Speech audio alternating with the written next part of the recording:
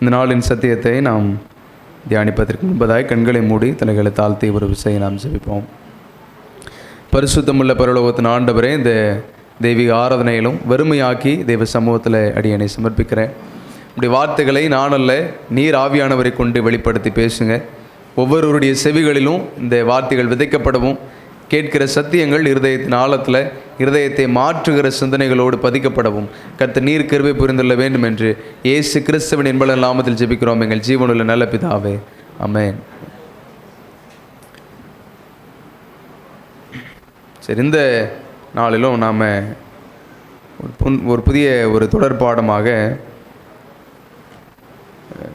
ஆசரிப்பு கூடாரத்தை குறித்து படிக்கலாம் அப்படின்னு விரும்பினேன். வேதாகமத்தில் ரொம்ப பிடித்தமான ஒரு சப்ஜெக்ட் இது எனக்கு, இந்த ஆசரிப்பு கூடாரம். படிக்கிறதற்கும் தியானிப்பதற்கும் ரொம்ப சுவாரஸ்யமானது. நிறைய புதிய தகவல்களை நம்ம தெரிஞ்சுக்கலாம். நிறைய வித்தியாசமான பாடங்களை இந்த ஆசரிப்பு கூடாரம் நமக்கு உணர்த்தும். நாம் சில நேரங்களில் யோசிச்சே பார்த்துருக்க மாட்டோம், இதில் இப்படியெல்லாம் இருக்கா அப்படின்னு நம்ம நினச்சி கூட பார்த்துருக்க மாட்டோம். அதெல்லாம் நமக்கு அந்த ஆசரிப்பு கூடாரத்திலேருந்து நிறைய காரியங்களை ஆண்டவர் வெளிப்படுத்துவார். ஏன் அப்படின்னா, மிச்ச எல்லா பாடங்களும் நம்ம பூமியோடு ஒப்பிட்டு சில காரியங்களை நாம் பார்ப்போம். இந்த ஆசரிப்பு கூடாரத்தை மாத்திரம் பரலோகத்தோடு ஒப்பிட்டு நம்மளால் படிக்க முடியும். ஏன் அப்படின்னா, இந்த ஆசரிப்பு கூடாரத்தை ஆண்டவர் எப்படி கட்ட சொல்கிறாரு, எதன் மாதிரி கட்ட சொன்னார் சொல்லுங்களேன். எதன் மாதிரி? பரலோகத்தில் பரலோகத்தில் என்ன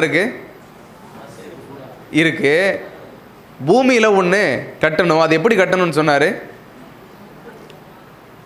அது மாதிரியே என்ன செய்யணும்?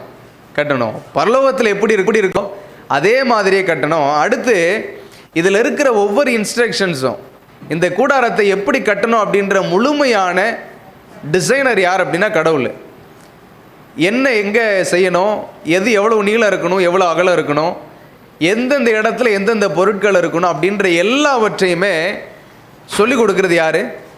ஆண்டவர் தான் சொல்லிக் கொடுக்குறார்.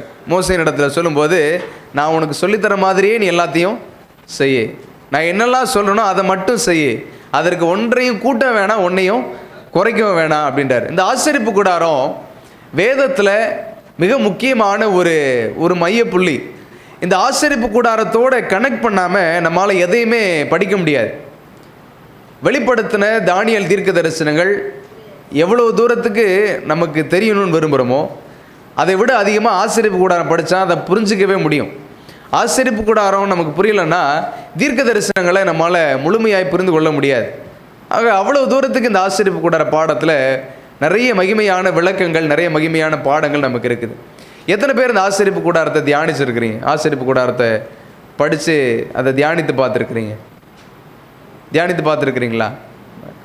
கை தூக்குறாங்க. வேறு ஏதாவது இந்த ஆசரிப்பு கூடாரத்தை குறித்து எத்தனை பேர் தியானிச்சிருக்கிறீங்க? இதில் ஏதாவது நீங்கள் இதை படிக்கும்போது ஏதாவது நிறைய மகிமையான இல்லை புதுசாக ஏதாவது பாடங்கள் உங்களுக்கு அப்படியே புலப்பட்டதா? அதை படிக்கும்போது எப்படி இருந்தது? அதை படிக்கும்போது ஆசரிப்பு கூடாரம் எனக்கு எப்பயுமே அது ஒரு ஆச்சரியமான பாடம். ஆசரிப்பு கூடாரன்றது ஒரு ஆச்சரியமான தகவல்களை தரக்கூடிய மிக முக்கியமான ஒரு பாடம். இன்றைக்கி நம்ம அது ஒரு முன்னுரையாக ஒரு சில பாடங்களை மாத்திரம் நான் படிக்கும்படியாக இருக்கிறோம். சங்கீதம் 77:13. ஏன் இந்த ஆசரிப்பு கூடாரம் முக்கியம், ஏன் இதை நம்ம படிக்கணும்? சங்கீதம் 77:13. தேவனே, உமது வழி பரிசுத்த ஸ்தலத்தில் உள்ளது, நம்முடைய தேவனை போல பெரிய தேவன் யார்? தேவனே, உம்முடைய வழி பரிசுத்த ஸ்தலத்தில் உள்ளது. ஆண்டவருடைய திட்டம் முழுவதும் எங்கே தான் இருக்குது? ஆசரிப்பு கூடாரத்தில் தான் இருக்குது. அவருடைய முழுமையான ரட்சிப்பின் திட்டத்தினுடைய மைய பொருளும் ஆசரிப்பு கூடாரத்தில் இருக்குது. அவருடைய உயிர்த்தெழுதலும், அவருடைய சிலுவை மரணமும், 2ஆம் வருகையும், அந்த நேரத்தில் நடக்க போகிற கடைசி கால நிகழ்வும், ஆரம்பத்திலிருந்து முடிவு வரை, உலக தோற்றத்திலிருந்து உலகத்தின் முடிவு வர மொத்த பாடங்களையும் வலியுறுத்துகிற மிக முக்கியமான ஒரு வேத பாடம் இந்த ஆசரிப்பு கூடாரம். ஆண்டவுடைய மொத்த வழியும் எங்கே தான் இருக்குது? இந்த ஆசரிப்பு கூடாரத்தில் தான் இருக்குது. ஆண்டவர் செய்த ஏதாவது ஒரு நிகழ்வை நீங்கள் கண்ணோக்கமாய் பார்த்து இதற்கு ஒரு விளக்கம் வேணும் அப்படின்னா ஆசரிப்பு கூடாரத்தில் நம்ம தாராளமாக பார்க்கலாம். ஒவ்வொரு விளக்கம் நிச்சயமாக இருக்கும். ஆண்டவர் செய்த செயல்களுக்கும் தீர்க்க தரிசனங்களுக்கும் நடந்த சம்பவங்களுக்கும் இவைகள் எல்லாவற்றிற்கும் ஆசரிப்பு கூடாரத்திலேருந்து ஒரு கருத்தும் ஒரு பாடமும் நிச்சயமாக இருக்கும். அதனோட ஒப்பிட்டு தியானித்து பார்த்தால் நிறைய காரியங்கள் நம்மளால் புரிஞ்சிக்க முடியும். சரி, இப்போ ஆசரிப்பு கூடாரத்தினுடைய பாடத்துக்குள்ளே வருவோம். 25ஆம் அதிகாரம், யாத்திராகமம் 25ஆம் அதிகாரம் 8வது வசனம்.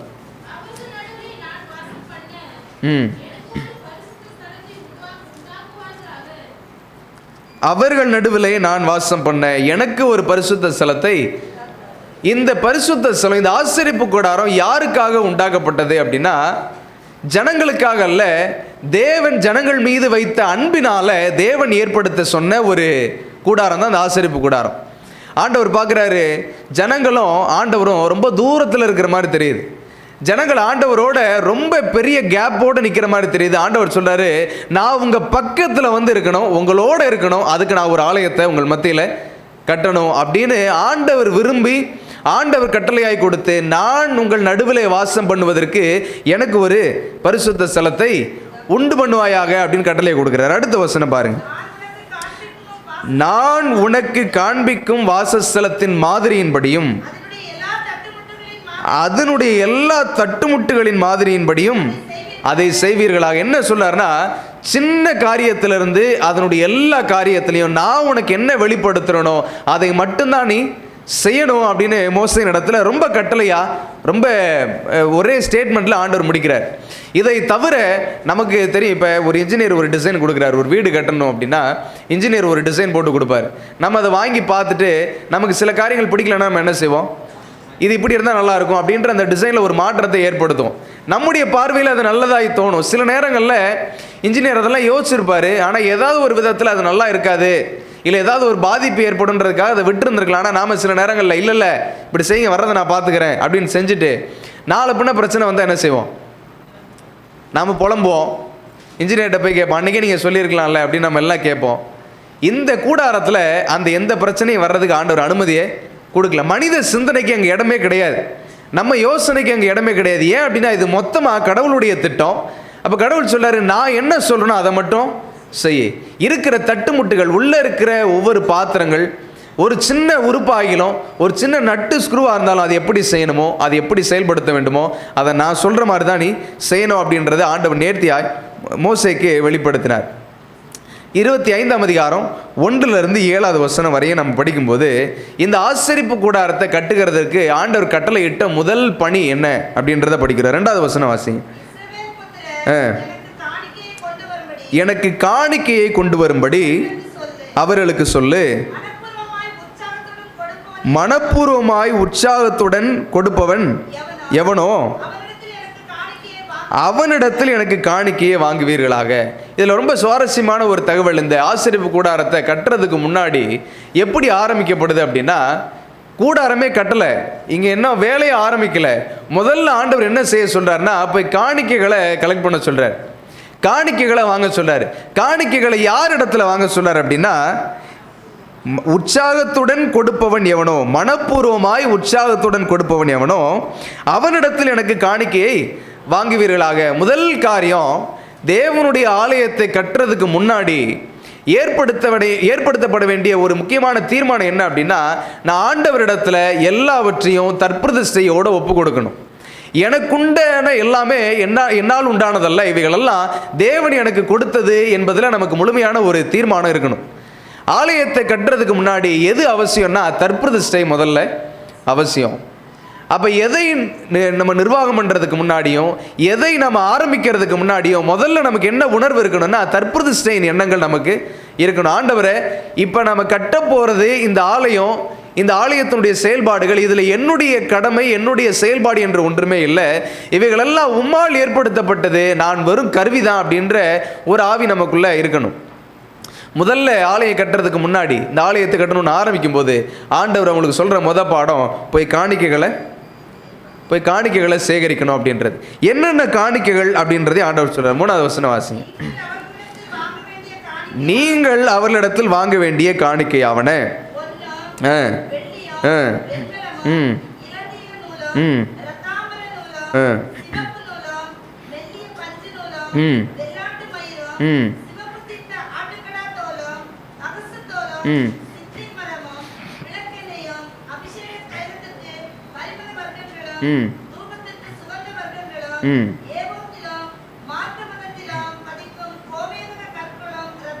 சரி, இதுதான் ஆண்டவர் வாங்க சொன்ன காணிக்கை. இதை தவிர வேற எதுவும் வாங்கவும் கூடாது. ஆண்டவர் இந்த காணிக்கைகள் என்ன வாங்கணுன்றதே ஆண்டவர் சொல்றாரு. ஏன் இந்த குறிப்பிட்ட காணிக்கைகள், ஏன் ஆண்டவர் இதை மாத்திரம் வாங்க சொல்றாரு அப்படின்னா, இந்த காணிக்கைகள் எல்லாம் எப்படி பயன்படுத்தப்பட்டதுன்னா, பெரும்பாலும் பரிசுத்த சில கட்டிடத்தில் இது பயன்படுத்தப்பட்டது. இந்த வாங்கின ஒவ்வொரு காணிக்கைகளும் ஆலயத்தின் கட்டுமான பணியில் பயன்படுத்தப்பட்டது ஒன்று. ரெண்டாவது, ஆசாரியனுடைய ஆடைகளில் அது இருந்தது. இதில் படிக்கிறோம்ல, கடைசியில் ஏபோத்திலும் மார்பதக்கத்திலும் பதிக்கும் கோமேதக கற்களும் ரத்தினங்களும் இது எல்லாம் எங்கே பயன்படுத்தப்பட்டதுன்னா, ஆசாரியன் ஒரு ட்ரெஸ்ஸு போட்டிருப்பாரு, அந்த ட்ரெஸ்ஸில் அதெல்லாம் என்ன செய்யும், பயன்படுத்தப்பட்டிருக்கும். அதெல்லாம் வருகிற நாட்களில் நம்ம படிப்போம். இதெல்லாம் இதற்காக தான் ஆண்டவர் இந்த காணிக்கைகளை சேகரிக்க சொல்றார்.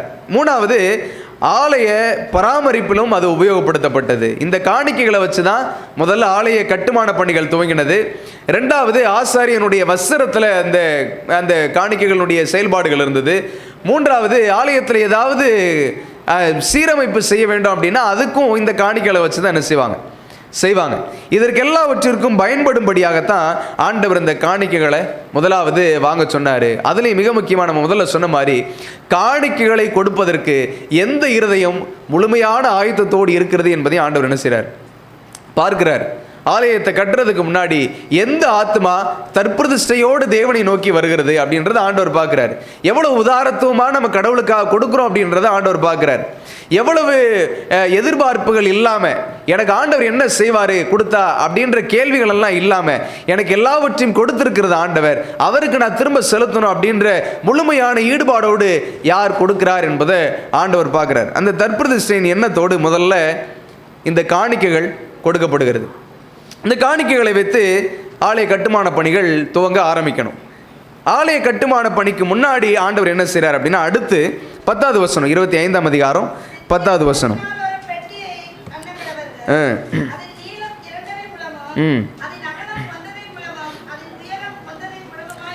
இப்போ முதல்ல ஆண்டவர் ஒரு பெட்டியை உண்டு பண்ண சொல்றாரு. இன்னும் ஆலய வேலை ஆரம்பிக்கலை, கட்டுமான வேலையில் இன்னும் ஆரம்பிக்கப்படலை. அதுக்கு முன்னாடி முதல்ல என்ன செய்ய சொல்றாரு ஆண்டவர்? முதல்ல என்ன செய்ய சொல்றாரு? முதல்ல ஃபஸ்ட்டு வேலை என்ன கொடுத்தாரு? காணிக்கைகளை வசூல் பண்ண சொன்னார், காணிக்கைகளை போய் சேகரிக்க சொன்னார். அடுத்த வேலைங்க என்ன வேலை, என்ன செய்ய சொல்றாரு? ஒரு பெட்டியை செய்யணுன்றாரு. அந்த பெட்டி எவ்வளவு உயரம் இருக்கணும், எவ்வளவு அகலம் இருக்கணும், எவ்வளவு நீளம் இருக்கணுன்றது ஆண்டவர் தெளிவாக சொல்றார். முதல் வேலை சீத்தி மரத்தினால் ஒரு பெட்டியை பண்ணணும். 11வது வசனம்.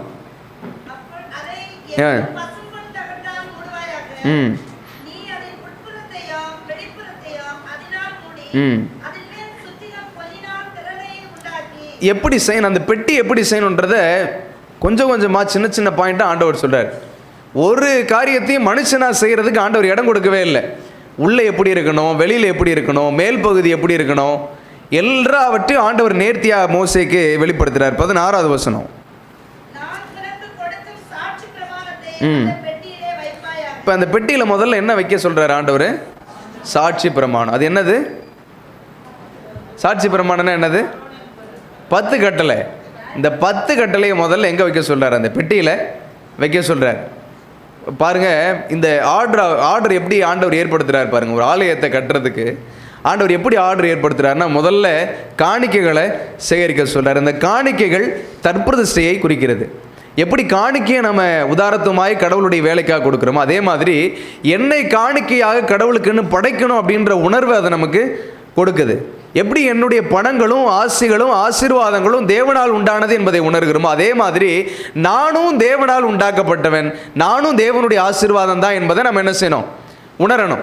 அப்படி உணர்கிற பொழுது எப்படி நம்ம பணங்களை தசமபாகமாய் வைக்கிறோமோ, அதே மாதிரி தசமபாகத்தை படைக்கும் போதெல்லாம் ஆண்டவரை என்னை தற்பலியாய் உம்முடைய கரத்தில் நான் படைக்கிறேன் என்கிற உணர்வு நமக்கு வரும். அப்போ முதல் காரியம் காணிக்கை, அது தற்பிரதிஷ்டையை குறிக்கிறது. ரெண்டாவது, ஆலயத்தை கட்டுறதுக்கு முன்னாடி ஒரு பெட்டியை ஆண்டவர் ஏற்படுத்த சொல்லி அந்த பெட்டியில் என்ன வைக்க சொல்கிறாரு? 10 கட்டளையை உள்ள வைக்க சொல்கிறாரு. இந்த 10 கட்டளையை ஆண்டவர் உள்ள வைக்க சொல்லதுக்கான அவசியம் என்ன அப்படின்னா, ஒரு சபை கட்டப்படுவதற்கு முன்னாடி அது எதில் கட்டப்பட்டிருக்கணும் அப்படின்னா, 10 பிரமாணங்களை அஸ்திபாரமாய் வைத்து ஒரு சபை கட்டப்படணும். அந்த 10 பிரமாணங்கள் அஸ்திபாரமாக இல்லாமல் ஒரு சபை கட்டப்படுது அப்படின்னா அந்த சபை கிறிஸ்துவுக்குள்ள, கிறிஸ்தவ வார்த்தைக்குள்ள நிலையாய் ஒரு பொழுதும் என்ன செய்யாது, நிற்காது. இன்னைக்கு நம்முடைய சபை அவருடைய பிரமாணங்களுக்கு உட்பட்டு பிரமாணங்களை அடித்தளமாய் வைத்து உருவாக்கப்பட்டிருக்கிற சபை நம்முடைய 7ஆம் நாள் அட்வென்டிஸ்ட் சபை. இப்போ இந்த பிரமாணங்கள் வேணாம் என்று உதறிட்டு சிலர் உருவாக்குகிற சபை எந்த விதமான அஸ்திபாரமும் அங்கே இருக்காது. அவங்க விருப்பத்திற்கு ஏற்ற மாதிரி போதனைகளையும் விருப்பத்திற்கு ஏற்ற மாதிரி ஆராதனைகளையும் அவங்க மாற்றிக்கிட்டே இருப்பாங்க. ஆனால் நம்மளால் அதை செய்ய முடியாது. செய்ய முடியுமா? நாம் இப்படி செய்யலாம் அப்படி செய்யலாம்னு நினச்சாலும் இந்த 10 பிரமாணங்களுக்கு உட்பட்டு தான் நம்முடைய ஆராதனைகளை, நம்முடைய வாழ்க்கைகளை நம்ம நடத்த முடியும். அதற்கு மீறி நடந்தால் பாவம் என்பது நமக்கு நல்லா தெரியும். அப்படி தானே? கரெக்டு தானே? இல்லை தூக்கம் வருதா? கரெக்டு தானே? அப்போ இந்த 10 பிரமாணங்களை ஏன் நாம் அஸ்திபாரமாய் வைத்து ஒரு ஆலயத்தை கட்டணும்னா அது எனக்கு சொல்லித்தரும் அந்த ஆலயம் எப்படி நடக்கணும் அப்படின்றத. என் வாழ்க்கையில் நான் அஸ்திபாரமாய் வைத்து நான் துவங்குகிற பொழுது என் வாழ்க்கையில் நான் என்ன செய்யணுன்றதை அந்த 10 பிரமாணம் எனக்கு சொல்லித்தரும். அப்போ தேவனுடைய ஆலயத்தை நான் கட்டுறதுக்கு முன்னாடி முதல்ல என்னை நான் தற்பொழியாய் ஒப்பு கொடுக்கணும். 2வது அந்த ஆலயம் தேவனுடைய பிரமாணத்தின் மேலே அஸ்திபாரமாக என்ன செய்யணும், கட்டப்படணும். இது வெளியில் கட்டப்படுகிற செங்கலாலும் மண்ணாலும் கட்டப்படுகிற ஆலயமாக இருந்தாலும் சரி, இந்த இருதயத்திற்குள்ளே கட்டப்படுகிற தேவனுடைய ராஜ்யமாக இருந்தாலும் சரி, நான் என்ன ஒப்பு கொடுக்காம தேவனுடைய பிரமாணம் இந்த இருதயத்திற்குள்ளே இல்லாமல் தேவனுடைய ஆலயம் அங்கே நித்திய காலம் நிலைத்து இருக்காது. அதான் ஒரு சின்ன பிள்ளைங்க ஒரு பாட்டு போடுவாங்கல்ல, கற்பாறையின் மேல் கட்டினவன் புத்தி உள்ளவன், மணலின் மேல் கட்டினவன் புத்தியற்றவன். கற்பாறை அப்படின்றது எதை குறிக்குது? கிறிஸ்துவை குறிக்கிறது, தேவனுடைய நீதியை குறிக்கிறது, 10 கட்டளைகளை குறிக்கிறது. அந்த பிரமாணங்களின் மேலே யார் தன்னுடைய ஆலயத்தை கட்டுகிறார்களோ அது நித்திய காலம் நிலைத்திருக்கும் என்பதை நான் புரிஞ்சுக்கணும். இந்த உடன்படிக்கை பெட்டியை குறித்து ஒரே ஒரு சம்பவத்தை மாத்திரம் இன்றைக்கி நான் படிக்க போகிறோம். இந்த உடன்படிக்கை பெட்டியினுடைய மகத்துவம் என்ன, அதை தவறாய் பயன்படுத்தினால் அதனுடைய சாபம் என்ன அப்படின்றத ஏற்கனவே ஒரு வீட்டு ஜெப கூட்டத்தில் அதை பேசணும். ஒரு சிலர் இருந்தீங்க, உங்களுக்கு தெரியும். இந்த உடன்படிக்கை பெட்டி எவ்வளோ மகத்துவமானது என்பதை வேதம் நமக்கு கற்றுத்தரப்போகிறது அப்படின்னு நம்ம படிக்க போகிறோம். 2 சாமுவேல் 6ஆம் அதிகாரம், 2 சாமுவேல் 6ஆம் அதிகாரம் 1லிருந்து வாசித்தோம் அப்படின்னா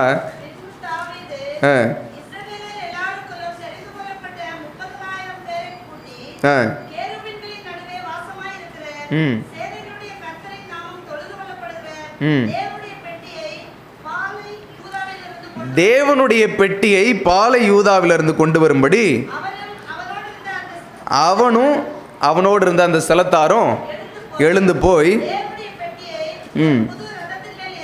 தேவனுடைய பெட்டியை ஒரு புது ரதத்தின் மேல் ஏற்றி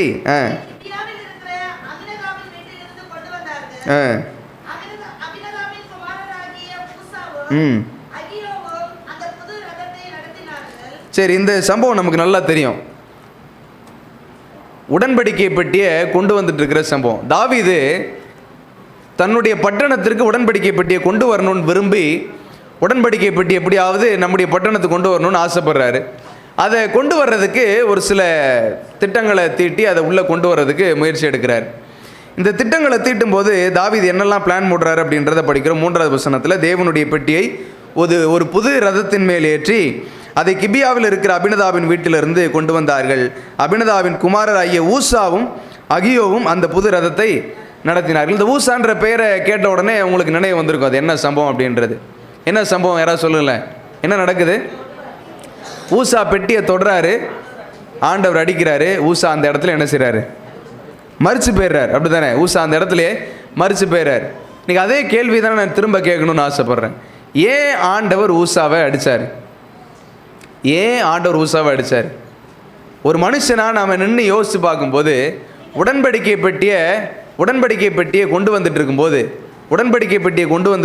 இப்போ அந்த உடன்படிக்கை பெட்டி கீழே விழுகிற மாதிரி இருக்குது. நாம் என்ன செய்வோம்? சொல்லுங்களேன். யாராக இருந்தாலும் என்ன செய்வோம்? போய் தாங்கி பிடிப்போம். அப்படி தானே? அது கீழே விழுந்துடக்கூடாது அப்படின்றதுல நம்ம ரொம்ப கவனமாக இருப்போம். ஏன் அப்படின்னா அது பரிசுத்தமானது. அதுக்குள்ளே என்ன இருக்குது? 10 பிரமாணம் இருக்குது. அது தேவனால் ஆசீர்வதிக்கப்பட்ட பரிசுத்தமாக்கப்பட்ட ஒரு பொருள். அதனால் அது கீழே விழுந்துடக்கூடாது அப்படின்றதுக்காக அவங்க என்ன செஞ்சுருக்கலாம்? ஊசா கையை வச்சு பிடிச்சிருந்திருப்பார். நிச்சயமாக அப்படி தான் பிடிச்சிருந்திருப்பார்.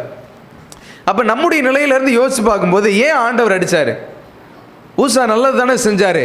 அந்த பெட்டி கீழே விழுந்துடக்கூடாதுன்னு தானே ஊசா போய் தாங்கினார். இதில் என்ன தப்பு இருக்குது அப்படின்ற சிந்தைகள் ஒரு வேளை நமக்கு வரலாம். யாருக்கா எந்த பதிலாக இருக்கா? இல்லை, அன்னைக்கு ஒரு சிலர் உட்கார்ந்துருப்பீங்க, உங்களை ஒரு சிலருக்கு அது தெரிஞ்சிருக்கும். சரி, ஒரு பாயிண்ட்டு, வேலிடான பாயிண்ட்டு. அது அவங்களுடைய வேலை கிடையாது. ஒன்று, அது லேவியர்களுக்கு ஆண்டவர் ஏற்படுத்தின வேலை. சரி, வேற துணிச்சலாக தொட்டது. அதான் நான் என்ன கேட்குறேன், அவர் கீழே விழுந்துடக்கூடாதுன்னு தானே தொட்டார். கீழே விழுந்துடக்கூடாதுன்னு தானே தொட்டார். அது எந்த விதத்தில் தப்பாக ஆகிடும்?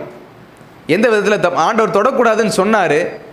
ஆண்டவர் தொடக்கூடாதுன்னு சொன்னார். அவங்க போய் அதை தொடணும்னு விருப்பப்பட்டு தொடலை ஊசா, அப்படி தானே?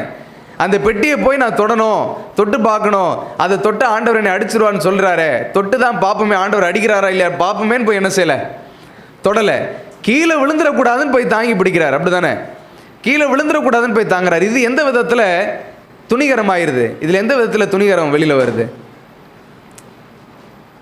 இதில் எப்படி துணிகரம் நமக்கு வெளியில் வருது? சரி, இது மறுபடியும் நான் வாசிக்கிறேன் பாருங்கள். அந்த 3வது வசனத்தில் இது எப்படி கொண்டு வருகிறாங்க அப்படின்றத நம்ம முதல்ல புரிஞ்சுக்கணும். தேவனுடைய உடன்படிக்கை பெட்டி எப்படி கையாளப்பட வேண்டும், அது நம்முடைய வாழ்க்கையில் நமக்கு எவ்வளவு தேவைப்படுகிற ஒரு பாடம் என்பதை நான் புரிஞ்சுக்கணும். 3வது வசனம், தேவனுடைய பெட்டியை ஒரு புது ரதத்தின் மேல் ஏற்றி அதை கிபியாவில் இருக்கிற அபினதாபின் வீட்டிலிருந்து கொண்டு வந்தார்கள். எந்த ரதம்? எந்த ரதத்தில் கொண்டு வர்றாங்க?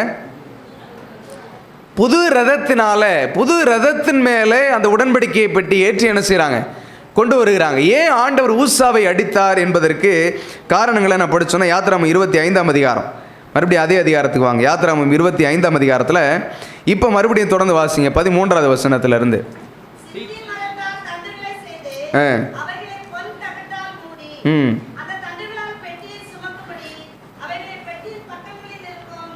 முதல்ல 12வது வசனம் வரையும் ஆண்டவர் எப்படி பெட்டியை உருவாக்கணும்னு சொல்லிட்டார்.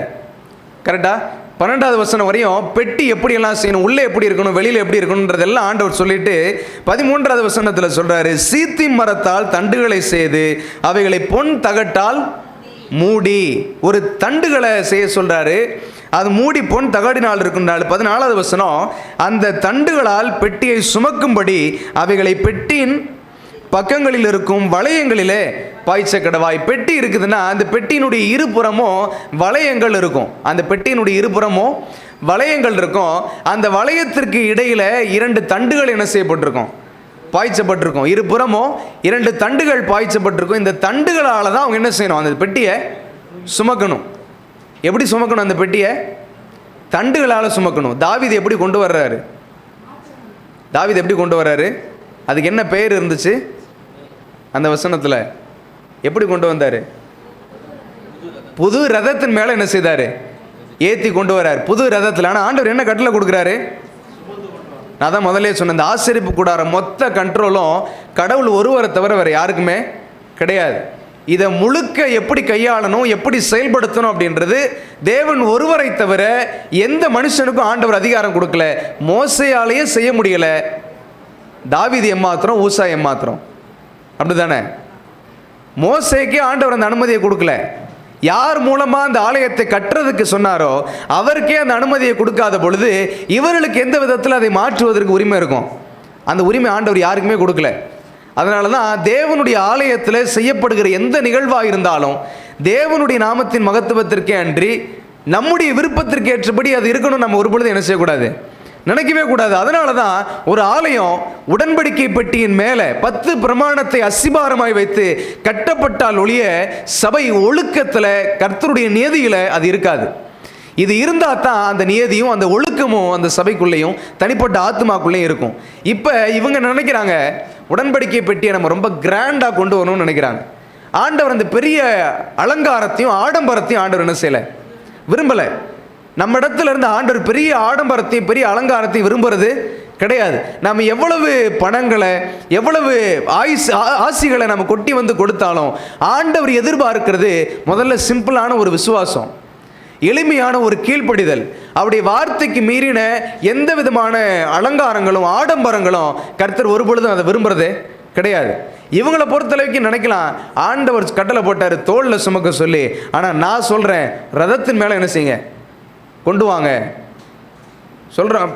அவர் சொல்கிறாரு ஒரு ரதத்தின் மேலே கொண்டு வாங்க. ஆண்டவர் சொல்கிறாரு தோல் மேலே சுமந்தது என்னத்துக்கு, அது மகிமையானது. மனுஷன் தோல்லையா சுமக்கிறது, ஒரு ரதத்தின் மேலே நம்ம என்ன செய்வோம், கொண்டு வருவோம் அப்படின்னு என்ன செய்கிறாங்க, அந்த பெட்டியை கொண்டு வராங்க. இது முதல் காரியம். அடுத்த வசனம் தொடர்ந்து வாசிங்க. 15. அந்த தண்டுகள் பெட்டியிலிருந்து கலற்றப்படாமல் அதன் வளையங்களிலே இருக்கணும். இவங்க செய்கிறது எல்லாமே ஆண்டவருடைய கட்டளைக்கு மீறின செயல். புது ரதத்தின் மேலே ஆண்டவர் கட்டளையிடாத ஒரு வேலையை செய்து அதை ஏற்றி அதிலிருந்து கொண்டு வரணும் அப்படின்னு அவங்க விரும்பினாங்க. இப்போ அந்த இடத்துல சாட்சி பிரமாணத்தை உள்ள வைக்கிறதுக்கு ஆண்டவர் தொடர்ச்சியாக அந்த இடத்துல பாடங்களை நம்ம கற்றுத்தருகிறத நம்ம படிக்கிறோம். இப்போ எஸ்ரா 7ஆம் அதிகாரம் 9ஆவது வசனம் எடுத்துக்கோங்க. எஸ்ரா 7ஆம் அதிகாரம் 9. சரி.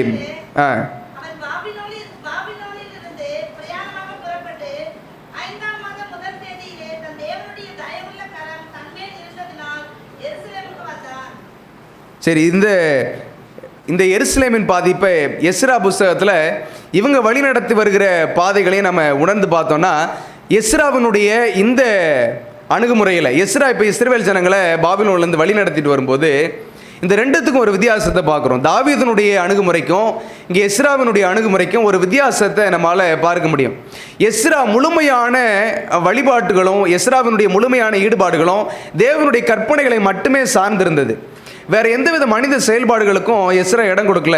ஆனால் இங்கே தாவீதை நம்ம படிக்கும்போது ஒரு புது ரதத்தின் மேலே ஏற்றி வரணும் அப்படின்னு அவருக்கு ஆசை வருது. அதனோடு சேர்ந்து அவங்களோட சேர்ந்து இந்த நபர்களும் அதே விதத்தில் அதை கொண்டு வரணும்னு விரும்புகிறாங்க. ஆனால் இந்த பெட்டி உண்மையாலுமே எப்படி சுமக்கப்படணும், தோலில். அது மறுபடியும் இப்போ என்னாகும் புஸ்தகம் எடுத்துக்கோங்க. என்னாகும் புஸ்தகத்தில் நம்ம அதை படிக்கிறோம். என்னாகமும் 7ஆம் அதிகாரத்தில் நம்ம 7ஆம் அதிகாரத்தில் அதை படிக்கிறோம். 9ஆம் வசனத்துலேருந்து வாசிங்க.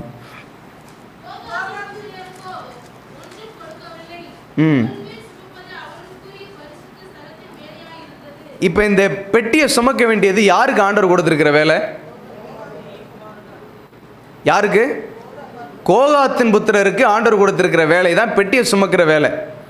அந்த அதிகாரத்தில் அப்படியே தொடர்ந்து படித்தோன்னா முன்னாடியிலேருந்தே ஒவ்வொரு கோத்திரத்தையும் ஆண்டவர் பிரித்தெடுத்து ஒவ்வொரு கோத்திரத்துக்கும் ஒரு வேலையை கொடுக்குறாரு.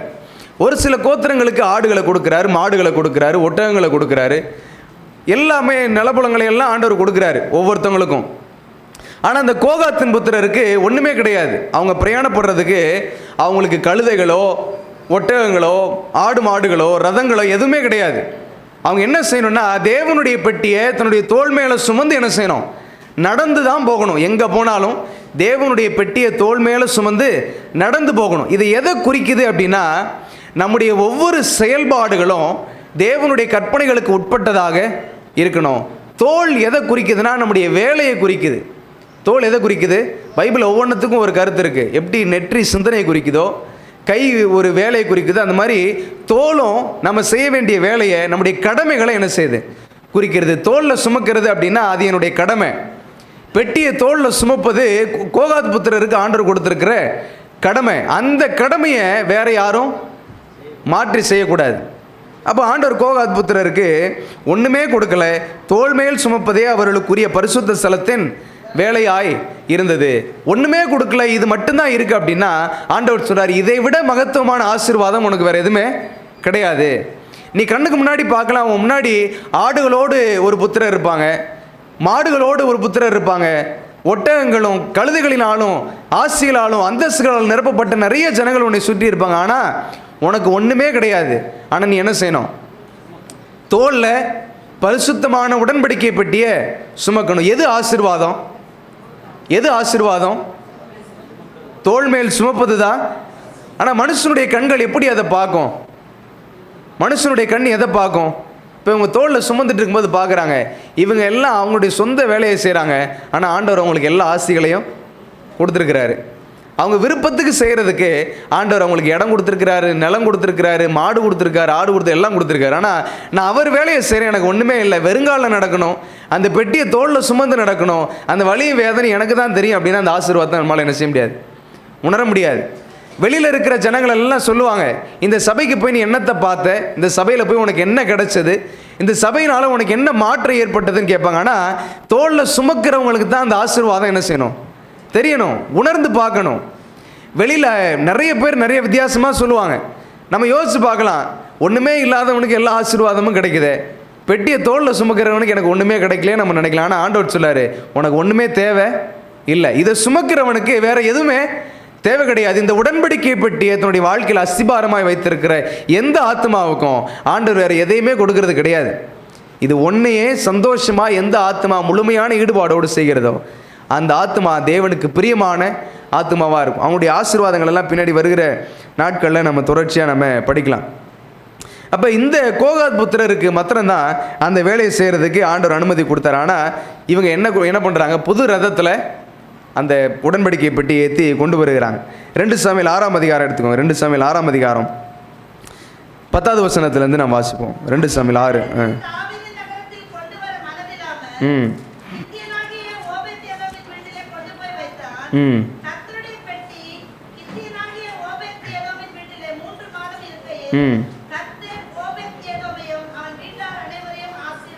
சரி, இப்போ அடுத்து இந்த ஊசா அந்த பெட்டியை தொட்ட உடனே ஆண்டவர் அடிக்கிறாரு. உடனடியாக அவர் இந்த இடத்துல என்ன செய்கிறாரு, மறிச்சு போகிறார். அப்போ இதுக்கான காரணம் என்னன்றதை நம்ம படித்தோம்.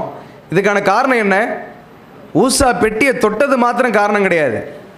அதுக்கான காரணம் என்ன, முதல் காரணம் பெட்டி அவங்க புது ரதத்தின் மேலே ஏற்றுனது. அவங்க என்ன செஞ்சுருக்கணும், கோகாத் புத்திரரை அழைத்து தண்டுகளை பாய்த்து தோள் மேலே கோகாத் புத்திரரை சுமந்து வர சொல்லியிருந்திருக்கணும். மாறாய் நாங்கள் அலங்காரத்தோட ஆடம்பரத்தோட தேவனுடைய பெட்டியை எங்களுடைய புது ரதத்தில் ஏற்றி வரோம் அப்படின்னு அவங்க விரும்பி செய்த செயலுடைய விளைவு. முதல் காரியம் அவங்க புது ரதத்தின் மேலே ஏற்றினது. 2வது கோகாத் புத்திரருடைய வேலையை இவங்க ஏற்றுக்கொண்டது. இந்த செயல்களெல்லாம் கர்த்தர் அவர்கள் மீது கோபங்களை அதிகப்படுத்துவதற்கு அது வழி நடத்தினது. கடைசியாக அவ்வளவு காரியங்களை செய்து துணிகரமாய் அந்த பெட்டியை தொட்ட உடனே ஆண்டவருக்கு கோபம் வருது. அந்த தருணத்தில் ஊசாவை என்ன செய்கிறார், அடிக்கிறார். இதை பார்த்த மாத்திரத்தில் தாவீதுக்கு என்ன வருது, பயம் வருது. ரொம்ப எளிமையாக தானே, புரிகிற மாதிரி தானே இருக்குது, குழப்பமாலாம் இல்லைல்ல. அப்போ கொஞ்சம் அப்படியே கவனிங்க, தூங்க வேண்டாம். அப்போ தாவீதுக்கு உடனே என்ன வருது, பயம் வந்துருச்சு. எதுக்கு பயம் வருது, பெட்டியை தொட்டதுனால ஊசாவை ஆண்டவர் அடித்தார்.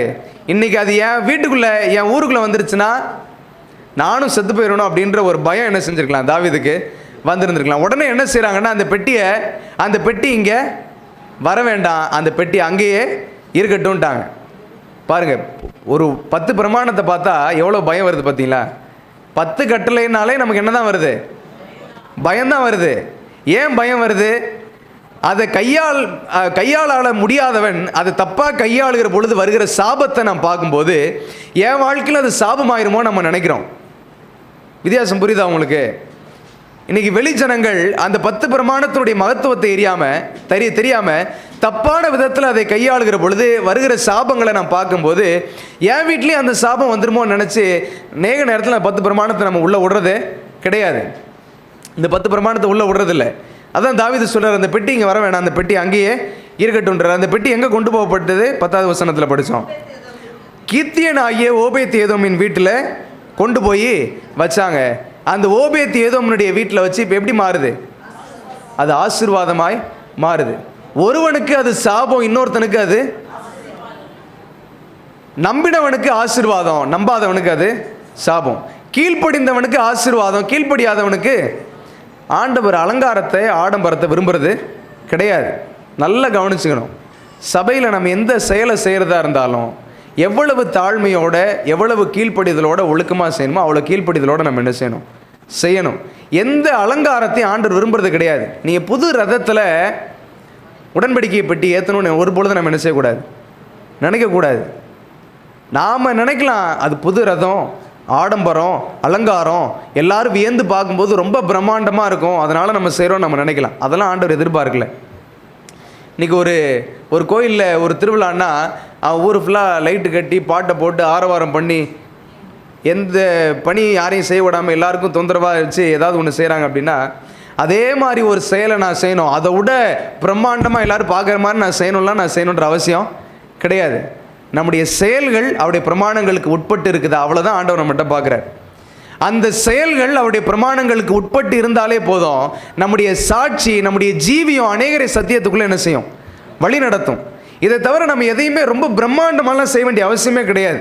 பிரம்மாண்டங்களை ஆண்டவர் விரும்புகிறதே கிடையாது. முதல்ல ஆண்டவர் திரள் ஆத்ம கூட்டத்தை விரும்புகிறார், ஆனால் பிரம்மாண்டத்தை ஆண்டவர் விரும்புறது கிடையாது. ஆண்டவர் ரொம்ப எளிமையான கடவுள்.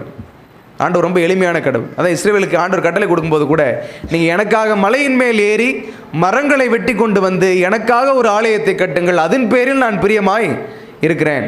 ஆண்டவர் சொல்கிறாரு, நீங்கள் வீட்டை லட்சக்கணக்கில் கோடிக்கணக்கில் பணங்களை செலவழித்து ரொம்ப அலங்காரமாய் கட்டிகிட்டு இருக்கிறீங்க, என் வீட்டை நீங்கள் அப்படியெல்லாம் கட்ட வேண்டாம், மலையின் மேலே ஏறி போய் மரத்தை வெட்டி வந்து எனக்காக ஒரு ஆலயத்தை கட்டுங்கள், அதன் பேரில் நான் பிரியமாய் இருக்கிறேன். இப்போ ஆண்டவருடைய ஊழியம் என்பது வெகு ஆசைகளில், வெகு ஆடம்பரத்தில் அல்ல, அது சின்ன கீழ்ப்படிதலில் தான் இருக்குது. அவருக்கு எவ்வளவு கீழ்ப்படிதலோடு நான் இருக்கிறேன், அந்த வார்த்தைகளை தாண்டி என்னுடைய சிந்தைகளை நான் வேதத்தில் விதைக்காதபடி அங்கே என்ன சொல்லுதோ அதை மாத்திர கண்மூடித்தனமாய் செய்கிற விசுவாசம் நமக்குள்ளே இருந்தால் போதும். அதைத்தான் ஆண்டவர் பெரிய ஆசீர்வாதமாக பார்க்குறார். இப்போ ஓபேத் ஏதோம்னுடைய வீட்டில் ஆசரிப்பு கூடாரத்தினுடைய அந்த உடன்படிக்கை பெட்டி இருக்குது. ஓபேத் ஏதோம்னுடைய வீட்டில் அது எந்த விதத்திலும் சாபமாக என்ன செய்யலை, இல்லை. 3 மாதம் ஆசீர்வாதம், 3 மாதம் அவங்களுடைய வீட்டில் இருக்குது. அது இருந்த நாட்களெல்லாம் ஆசீர்வாதம். வீட்டில் இருந்தவர்கள் எல்லாம் போஷிக்கப்படுகிறார்கள். வீட்டில் இருக்கிற எல்லாருக்குமே ஆசீர்வாதம். அவர் ஒருவருடைய விசுவாசம், ஓபேத் ஏதோமுடைய ஒருவருடைய விசுவாசம் அந்த வீட்டினுடைய மொத்த ஜனத்தையும் ஆண்டவர் ஆசீர்வாதமாக என்ன செய்தார்? வழி நடத்தினார். இப்போ தாவீது பார்க்குறாரு. இப்போ அவருடைய பார்வை வித்தியாசம் அடையுது. பார்க்குறாரு, ஊசா செத்து போனதுனால நம்மளும் செத்து போயிடுவோமோன்னு நினச்சார். ஆனால் இப்போ ஓபேத் ஏதோமை ஆசீர்வதித்ததுனால அப்போ ஆண்டவர் நம்மளையும் ஆசீர்வதிப்பார் அப்படின்ற எண்ணம் அங்கே மாறுது. அப்போ உலக ஜனங்கள் எதின் அடிப்படையில் உங்களுடைய தேவன் உண்மையானவர் என்பதை ருசி பார்ப்பாங்க?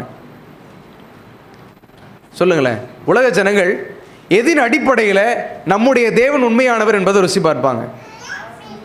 நம்ம அழுகிற போதா, புலம்பி நிற்கும் போதா, எந்த நேரத்தில் நான் ஒன்றுமே செய்யாமல் இருந்தாலும் அவருடைய வார்த்தைக்கு மாத்திரம் நான் கீழ்ப்படிந்து நடக்கிறேன், என்னை ஆண்டவர் ஆசீர்வதித்திருக்கிறார். தேவன் என் குடும்பத்தை சமாதானமாய் வழி நடத்தி இருக்கிறார். என்னை குறைவுகள் இல்லாமல் தேவன் அற்புதமாய் நடத்தி வந்திருக்கிறார். வெளி ஜனங்களுக்கு மத்தியில் என்னுடைய வாழ்க்கையை நான் சாட்சியாய் வைக்கிற பொழுது இன்னொருவருடைய பார்வை வேறு வித்தியாசம் அடைகிறது. தாவீது ஊசாவை பார்க்கும்போது பயந்தாரு, ஓபேத் ஏதோமை பார்க்கும்போது தைரியம் உள்ள வருது. நீங்கள் கடவுளுடைய ஆலயத்தில், உண்மையான ஆலயத்தில் இருக்கிறோம் என்பதை சொல்லிக்கொண்டு அழுது புலம்பி உங்களுடைய ஜனத்தார் மத்தியில், உங்களுடைய இனத்தார் மத்தியில், அக்கம் பக்கத்தினர் இடத்துல உங்களுடைய கஷ்டங்களையும் குறைவுகளையும் நினைத்து நீங்கள் புலம்பிக்கிட்டே இருந்தால் உங்களுடைய கடவுளை பற்றி அவநம்பிக்கை அவங்களுடைய மனசில் என்ன செய்யும்? ஏற்படுமா? ஏற்படாதா? ஏற்படும்ல. நான் தொடர்ந்து என்னுடைய வாழ்க்கை நிலையை குறித்து கடவுளை நம்பாத இடத்துல, ஆண்டவரை ஏற்றுக்கொள்ளாத இடத்துல புலம்பிக்கிட்டு இருந்தேன் அப்படின்னா அவனுடைய இருதயத்தில் என்ன ஏற்படும்? நம்புற அவங்களுக்கே ஒன்றும் இல்லை, நமக்கு என்ன கிடைக்க போகுது, இப்போ வேண்டாம் அப்படின்ற அவிசுவாசம் அவங்களுடைய இருதயத்தில் உருவாகும். என்ன நிந்தைகள் ஆனாலும், எவ்வளவு கஷ்டங்கள் ஆனாலும் ஆண்டவர் என் குடும்பத்தில் சமாதானத்தோடு என்னை வழிநடத்துகிறார்ங்கிற சாட்சியை பிறர் பார்க்கிற பொழுது என்ன ஏற்படும்? இவ்வளவு கஷ்டத்துலையும் இவ்வளவு உபத்திரவத்திலையும் எப்படி இவங்களால் இவ்வளோ சந்தோஷமாக இருக்க முடியுது? எப்படி ஆண்டவர் அவங்களுக்கு மாத்திரம் அந்த சிரிப்பை கொடுக்குறாரு? எப்படி அந்த குடும்பத்தில் மாத்திரம் அன்பு இருக்குது? எப்படி அவங்களுடைய குடும்பத்தில் மாத்திரம் ஒரு சகோதரத்துவம் இருக்குது? எப்படி அவங்க ஒருமையோடு ஒற்றுமையோடு எப்படி இருக்கிறாங்க அப்படின்ற கேள்வி வெளிப்படும். அந்த கேள்வி என்ன கொடுக்குன்னா, அப்போ நம்ம இவ்வளவு குதிரம் சேர்த்து வைத்திருக்கிற அந்த காசு பணங்கள்லாம் நமக்கு முக்கியம் இல்லை. அவங்களுடைய கடவுள் ஒன்றுமே இல்லைனாலும் அவங்க கொடுத்துருக்கிற சமாதானத்தையும் அன்பையும் என்னால் ருசி பார்க்க முடியலையேன்னு அப்போ என்ன செய்வாங்க? உண்மையான கடவுளை தேடி வருவாங்க. அப்போ உங்களுடைய இல்லம் எப்படி இருக்குதோ, தான் நம்ம போன வாரத்தில் பிள்ளைகளுக்கு நீங்கள் போதிக்க வேண்டிய விதங்களை குறித்து படிக்கும்போது, குடும்பம் எவ்வளோ பரிசுத்தமாக இருக்கணும்னு நம்ம பிரயாசப்படுகிறோமோ அந்த குடும்பம் அந்த பரிசுத்த வட்டத்துக்குள்ளே இருக்கும்போது பிற ஜனங்கள் அதை பார்க்கும்போது சாட்சியாய் அதை என்ன செய்வாங்க? ஏற்றுக்குவாங்க. அவங்களுடைய வாழ்க்கையிலையும் இது இருந்தால் நல்லா இருக்குமே நினச்சி அந்த உடன்படிக்கை பெட்டி அவங்களும் தங்களுடைய இல்லங்களில் கொண்டு வருவதற்கு பிரயாசம் எடுப்பாங்க. அந்த பிரயாசத்துக்குள்ளே வழிநடத்த வேண்டிய கடமையை ஆண்டவர் நமக்கு கொடுக்குறார். அதை தான் இந்த இடத்துல தாவீதுக்கு ஒரு பெரிய பாடமாய் ஆண்டவர் கற்பித்து கொடுக்குறார். நம்ம எவ்வளோ பெரிய ராஜாவாக இருந்தாலும், எவ்வளோ பெரிய உயர்ந்த ஸ்தானத்தில் இருந்தாலும் கடவுளுக்கு மிஞ்சின செயல்பாடுகள் நமக்கு இருக்கக்கூடாது. நம்ம எவ்வளோ பெரிய உயர்ந்த இடத்துல இருந்தாலும் கடவுளுக்கு மிஞ்சின செயல்பாடுகளோ வேதத்திற்கு மாற்றான கருத்துக்களோ ஆலோசனைகளோ நம்முடைய உள்ளத்திலிருந்து ஒரு பொழுதும் எழும்பக்கூடாது. அது வேதம் என்ன சொல்லுதோ அதன்படி செய்வதற்கு மட்டும்தான் நாம் அழைத்து வந்திருக்கிறோம். மறுபடியும் யாத்திரா புஸ்தகம் 25ஆம் அதிகாரம் 21, 22 வசனம் வாசிங்க.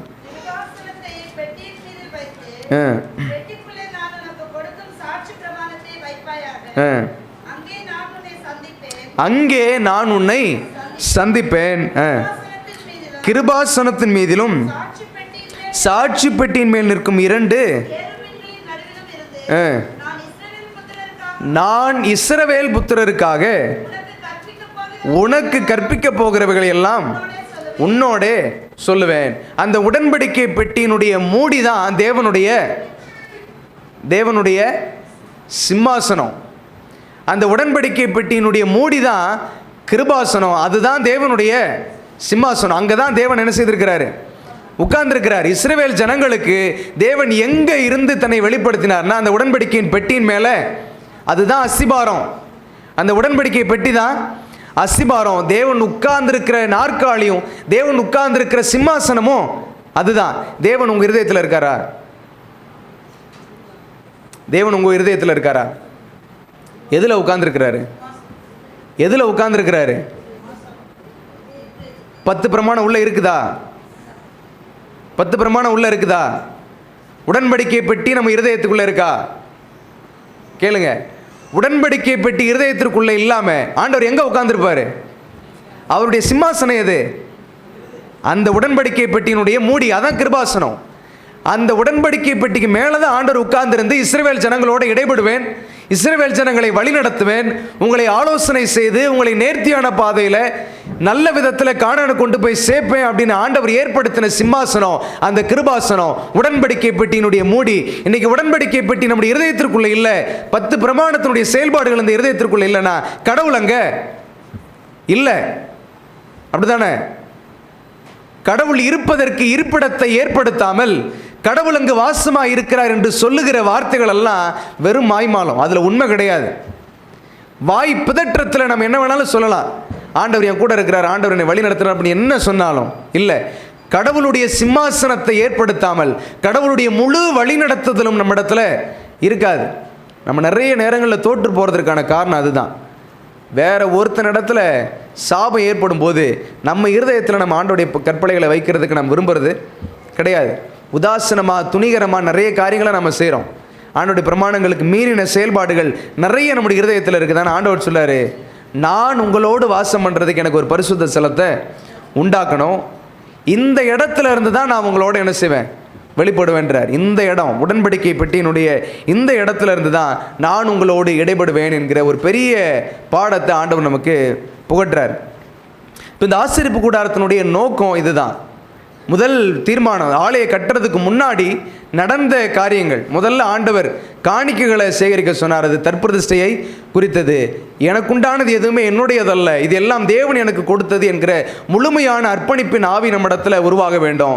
அந்த முழுமையான அர்ப்பணிப்பு அடுத்து நமக்கு என்ன சொல்லிக் கொடுக்குன்னா, தேவனுடைய பிரமாணத்தை தவிர வேறு ஒன்றும் நம்மை ஆசீர்வாதத்தில் கடவுள் விரும்புகிற பாதையில் நம்மை நடத்தாது. அதனால் உடன்படிக்கை பெட்டி அஸ்திபாரமாய் வைத்து தேவனுடைய ஆலயத்தை ஸ்தாபிக்க வேண்டும் என்கிற சிந்தனை வரும். இப்போ தேவனுடைய ஆலயத்தில் அஸ்திபாரமாய் வைக்க வேண்டிய உடன்படிக்கை பெட்டி நம்முடைய இருதயத்தில் இருந்தால் தேவன் நம்மளை ஆசீர்வதிப்பார் என்கிற நல்ல உன்னதமான எண்ணங்கள் நம்முடைய இருதயத்தில் உருவாகும். அப்போ முதல்ல அஸ்திபாரம் உடன்படிக்கை பெட்டி. தொடர்ந்து ஆலயங்களை எல்லாம் ஆலயத்தினுடைய ஒவ்வொரு கட்டுமான பணிகளையும் வருகிற நாட்களில் நம்ம தொடர்ச்சியாக படிப்போம். இன்னைக்கு தேவனுடைய ஆலயம் எது? இன்னைக்கு தேவனுடைய ஆலயம் எது? இதுக்கப்புறம் முதல் ஆலயமாய் ஆண்டவர் எந்த ஆலயத்தை கட்டுறாரு? முதல் ஆலயம் இந்த ஆலயம். மோசைக்கு ஆண்டவர் கட்ட சொன்ன ஆலயம் தான் என்னது? முதல் ஆலயம், முதல் ஆசரிப்பு கூடாரம். அடுத்து இது டெம்பரரி, அப்படி தான் ஆண்டவர் ஏற்படுத்த சொன்னார். இது நித்தியமான ஒன்றல்ல. இது இவங்க இந்த கானான் தேசத்துக்கு பிரயாணப்படுகிற வழியில் ஆண்டவர் ஏற்படுத்த சொன்னது. ஒரு நாள் இங்கே வச்சுருப்பாங்க, அடுத்து பிரயாணப்பட்டு போவாங்க, மறுபடியும் அந்த இடத்துல மறுபடியும் அந்த ஆலயத்தை என்ன செய்யணும்? கட்டணும். அப்போ கட்டைகளினாலும் துணிகளினாலும் உருவாக்கப்பட்டது அந்த முதல் ஆலயம். கானான் தேசத்துக்கு போனதுக்கப்புறம் அடுத்து ஒரு ஆலயத்தை கட்டுறாங்க. அதான் சாலமோனின் ஆலயம். சாலமோனின் ஆலயம் அங்கே என்ன செய்யுது? கட்டப்படுது. அதுக்கு அடுத்து இன்னொரு அந்த ஆலயம் உடஞ்சி ஒன்றுமில்லாமல் போனதுக்கப்புறம் இன்னொரு ஆலயத்தை கட்டுறாங்க. அது பேர் தான் செருபாபேலின் ஆலயம். அதுதான் எஸ்ரா நெகேமியாவினுடைய காலகட்டத்தில் கட்டப்பட்டது. அதுக்கப்புறம் ஆண்டவருடைய வருகைக்கு முன்னாடி ஒரு ஆலயம் கட்டப்பட்டது. அந்த ஆலயத்தை யார் கட்டினது? ஏரோது அந்த ஆலயத்தை என்ன செய்றார்? கட்டுறாரு. ஏரோது ராஜா அந்த ஆலயத்தை கட்டுறாரு. அதுதான் ஆண்டவர் வரும்பொழுது இருந்த ஆலயம், ஏரோது கட்டின ஆலயம். இந்த ஆலயங்களுக்கு எல்லாம் கடைசியில் ஆண்டவர் ஒன்று சொல்கிறாரு, இதுக்கப்புறம் மனுஷனுடைய கைவேளையில் ஆண்டவர் என்ன செய்ய மாட்டேன்றார், குடியிருக்க மாட்டேன்றார். நான் இதுக்கப்புறம் இருக்க மாட்டேன், உங்களுடைய இருதயமே உங்களுடைய சரீரமே தேவனுடைய ஆலயம் அப்படின்னு ஆண்டவர் நமக்கு கற்றுத்தருகிறார். வெளிப்படுத்தல் 21ஆம் அதிகாரம், வெளிப்படுத்தல் 21ஆம் அதிகாரம் 1லிருந்து 3வது வசனம்.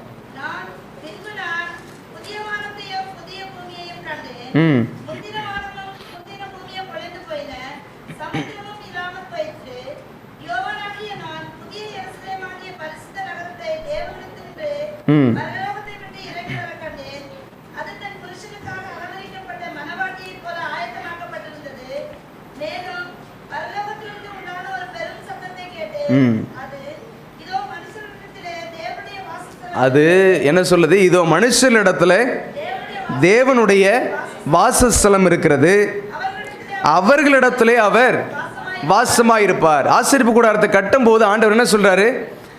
நான் உங்கள் மத்தியில வாசம் பண்ணுவதற்கு எனக்கு ஒரு உண்டாக்குங்கள் சொல்றாரு. இப்ப இங்க என்ன சொல்றாரு? இதோ மனுஷனிடத்திலே தேவனுடைய வாசஸ்தலம் இருக்கிறது, அவர்களிடத்திலே அவர் வாசமாயிருப்பார், அவர்களும் அவர்களுடைய ஜனங்களாயிருப்பார்கள், தேவன் தாமே அவர்களுடைய கூட இருந்து அவர்களுடைய தேவனாய் இருப்பார்.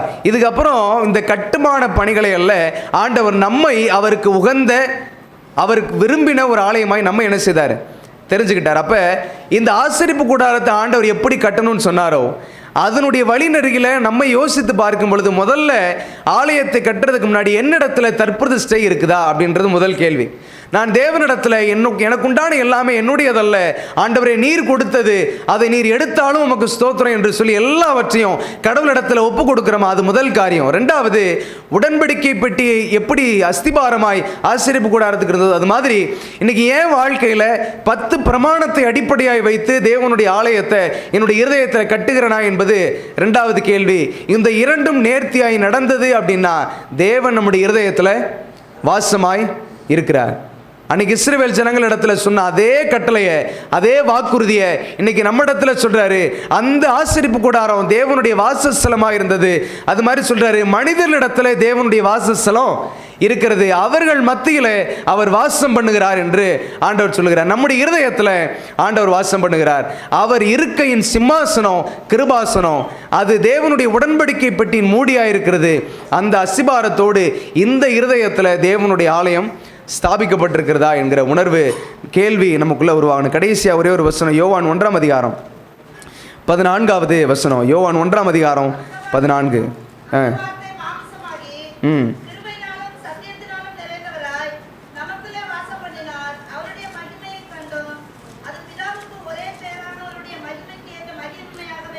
அந்த வார்த்தை மாம்சமாகி அவர் கிருபையினாலும் சத்தியத்தினாலும் நிறைந்தவராய் நமக்குள்ளே வாசம் பண்ணினார். இந்த இந்த இந்த வாசம் பண்ணுதலுக்கு கிரேக்க பதத்தில் அர்த்தம் என்னன்னா, கூடாரமிட்டு தங்குதல் அப்படின்னு அர்த்தம். அர்த்தம் என்னது? கூடாரமிட்டு தங்குதல். இந்த கூடாரம் எதை குறிக்குதுன்னா ஆசரிப்பு கூடாரத்தை குறிக்குது. எவ்வளோ மகத்துவமான பாடம் பாருங்கள். இங்கே யோவான் 1ஆம் அதிகாரத்தில் ஆண்டவர் சொல்கிறாரு, நானே வார்த்தையாக இருக்கிறேன் அப்படின்றாரு. 14வது வசனத்தில் அந்த வார்த்தை மாமிசமாய் மாறினது அப்படின்றாரு. மாமிசமாய் மாறின மாமிசம் இன்னைக்கு நமக்குள்ள வாசமாக இருக்கிறேன்றார். அப்போ யார் ஆண்டவர் சொல்கிறாரு? வார்த்தை யாரு? வார்த்தை ஆண்டவர் ஏசப்பா. அவர் மாம்சமாய் மாறுகிறாரு. இயேசு கிறிஸ்து மனித கூடத்தில் பிறக்கிறாரு. மனிதனாய் பிறந்த ஏசப்பா இன்னைக்கு யார்கிட்ட இருக்கிறேன்றாரு? நமக்குள்ள, நம்முடைய இருதயத்திற்குள்ள வாசமாக இருக்கிறேன் அப்படின்னு ஆண்டவர் சொல்றாரு. அப்போ இது எதை குறிக்குதுன்னா, ஆசரிப்பு கூடாரத்தை ஆண்டவர் ஏற்படுத்தினாரு. அந்த ஆசரிப்பு கூடாரத்தினுடைய இதயமாய் மகாபரிசுத்த ஸ்தலத்தை வச்சிருந்தாரு. அந்த மகாபரிசுத்த ஸ்தலத்தை அவருடைய சிங்காசனத்தில் அவர் அமர்ந்திருந்தார். அதே போல இன்னைக்கு கூடாரத்தை நம்மை கூடாரமாய் ஆண்டவர் ஏற்படுத்தி இந்த கூடாரத்துக்குள்ள அவர் தங்குகிறேன் என்று வாக்குறுதியை கொடுக்கிறாரு. அவர் தங்குகிற இருதயம் பரிசுத்தமாய் இருக்கணும். அவர் தங்குகிற இருதயம் எந்த பாவ கரைகளும் இல்லாமல் இருக்கணும். அவர் தங்குகிற இருதயம் மன யோசனையினால் மன விருப்பத்தினால் உண்டாக்கப்பட்ட ஆராதனையாயிராமல் கடவுள் விரும்புகிற ஆராதனையாய் மாத்திரம் என்ன செய்யணும் இருக்கணும். நீங்கள் புது ரதத்தெல்லாம் உண்டு பண்ண தேவையில்லை. பெரிய அலங்காரத்தையும் ஆடம்பரத்தையும் செய்ய வேண்டிய அவசியம் கிடையாது. அந்த 10 பிரமாணம் நம்முடைய இருதயத்திற்குள்ள அஸ்திபாரமாக இருக்குதா அப்படின்ற கேள்விதான் முக்கியம்.